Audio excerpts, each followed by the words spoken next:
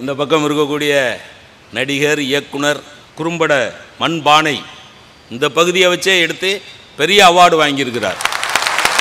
ஆண் பாவம், அதில் ஒரு வசனம் வச்சுருப்பார். இன்றைக்கு வரைக்கும் நான் ரசிச்சுக்கிட்டே இருப்பேன் அதை.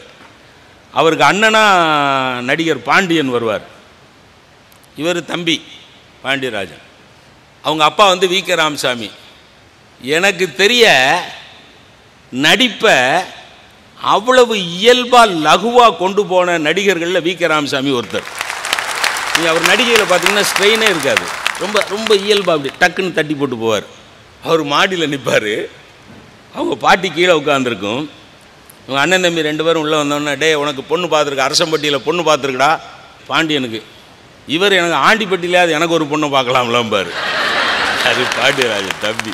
இவனுக்கு யார் பொண்ணு கொடுப்பாம்பார் அப்பா.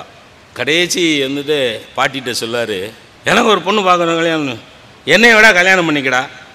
யார் பாட்டி, அப்பா பெற்ற பாட்டி பேரண்ட்டை சொல்லும், என்னை வேணா கல்யாணம் பண்ணிக்கடா. நான் போகிற பக்கம் பார்த்தா அதுதான் நடக்கும் போல் இருக்கு அப்படி பாரு.